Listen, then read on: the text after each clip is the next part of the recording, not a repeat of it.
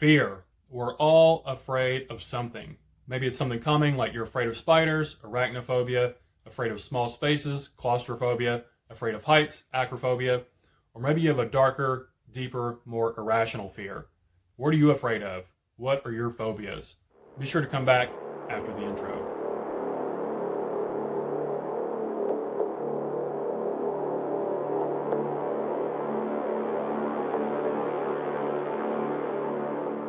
What's up, everybody? My name is Brad, and today I'm back with another book review for you guys. If you happen to be new to the channel, I read a lot of Indian small press horror, a little bit of fantasy, a little bit of sci-fi. So if that sounds like something you are interested in, please consider hitting the subscribe button down below. Check out some of the other content on the channel, and maybe you'll discover a book that you enjoy.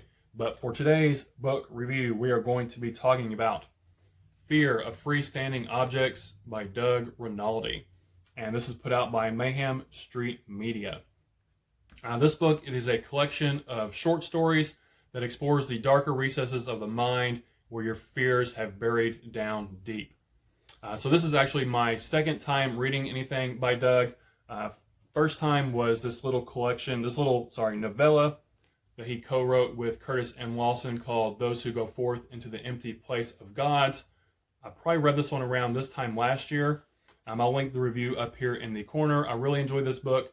The review is probably not the best. It's an older review, but the little novella is tons of fun. If H.P. Lovecraft wrote a modern-day action movie with all his cosmic horror elements in it, it would definitely be this book. It's short. It's only about 93 pages or so, but it's action-packed, bloody, brutal, and just tons of fun. Definitely check this out. I think it's free on Kindle Unlimited. But after reading that, I was excited to read more Curtis M. Lawson and Doug Rinaldi. And so I got this one. Doug sent this to me quite a while ago. So sorry, Doug, it took me so long to get to it. He did sign it for me. And I really, really enjoyed this collection. It's a shame it took me so long to get to it. I feel bad for it taking so long. But this is an awesome collection of stories here. So up first, I really dig the cover on here. Has this sort of striking wind turbine looming above the tree line on here. And I also really, really like the title of the book. It just sounds cool, Fear of Freestanding Objects. But after reading the book and I read the afterforward, turns out Doug actually has a fear of freestanding objects, things like wind turbines and cell phone towers and water towers, just these tall, just looming mechanical buildings or whatnot. And that made the title have even more meaning. It resonated with me even more. It wasn't just a cool title, it meant something to the author. And that resonated with me even more. I mean, make it even more cooler. It had more meaning to it than just a cool sounding title. So in this collection, there are 14 stories here, and it really runs the gamut and covers just about anything you can think that's horror related. We have home invasions, curses, hauntings, Lovecraftian abominations, cults, kidnapping, body horror, murder, assassination, religious zealotry, plagues, and a bunch more. Usually anytime you read a collection or an anthology, there's some stories that really stick with you, really stand out that you love, and other times there might be stories you don't like at all or just sort of middle of the road. I was surprised that is not the case with this collection at all. I thoroughly enjoyed each and every story that was presented here in the book. Some I really, really loved, and some I just really, really liked. But there weren't any just middle of the road stories here. And that's really rare. That doesn't happen very often at all. I mentioned this in my September reading wrap-up video when I was talking about this book. I was reading along and just this term popped into my head. I don't really know where it came from, but while I was reading it, I thought that this was smart horror. And what do I mean by that? Honestly, I'm not really sure. I can't really put it into words, I don't think. It was just this feeling I had while reading these stories. There's a certain depth and nuance to Doug Rinaldi's writing that really sets it above some of the other books I've been reading as of late. And that's not to say the other books have been bad by any stretch of the imagination. This one, there's just something different about his writing style. Really set it apart. His prose, it feels clean and meticulous and almost clinical, but at the same time, it has this warmth and conversational feel and flow to it. I really don't know how he pulled it off, but I really, really dug his prose and his writing and just the overall storytelling. I want to say it's dense, The stories are dense, but I mean that as a compliment in the best way possible.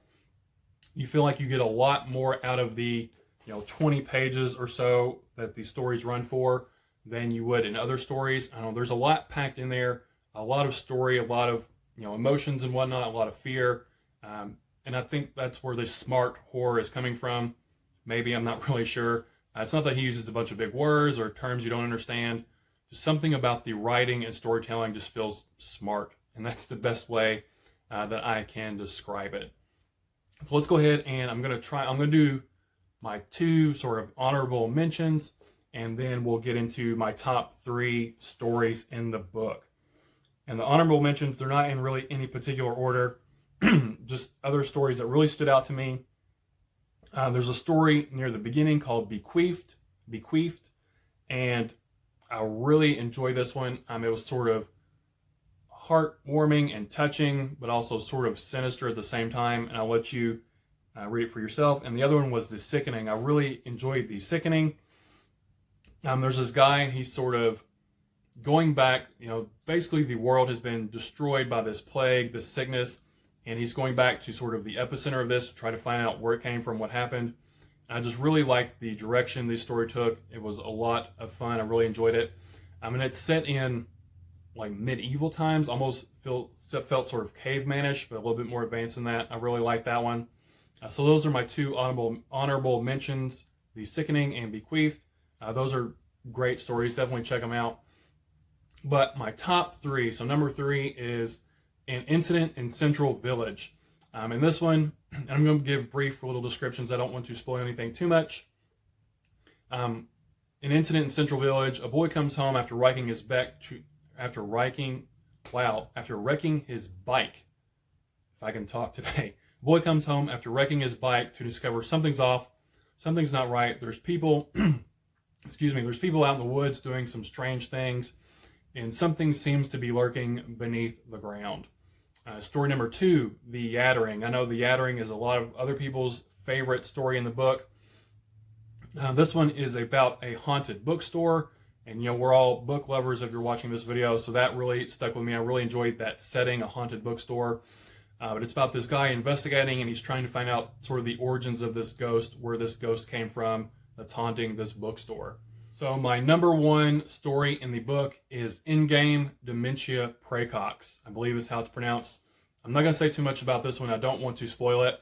But basically this one is murder for hire. Someone goes on the dark web and hires someone to kill somebody else. And it just ended up being a lot of fun. This story was probably maybe the funniest one in the book. But it still has these dark, sinister undertones. I really enjoyed that story. I really liked the direction it took that I wasn't expecting. That one was a lot of fun. So to wrap this up, highly imaginative nightmare fuel. Fear of Freestanding Objects by Doug Rinaldi conjures forth a collection of gruesomely demented stories from the darkest fathoms of the human psyche to prey upon your fears. If you're looking for a top-notch horror collection, definitely check this one out. I believe it's free on Kindle Unlimited. I think this paperback copy, it's only like $8.99 off Amazon. So definitely you get your bang for your buck with this collection. Haven't seen too many other people talking about this on Goodreads. Only a few of my friends on Goodreads have read it and reviewed it, which, this book is criminally, underread, I guess you'd say. Definitely more people should check this out. It was a fantastic collection. I gave this one 4.5 stars, rounded up to 5 for Amazon and Goodreads. One of my favorite collections I've read all year long. I will definitely be in contention for favorite collection at the end of the year once those videos start to come out.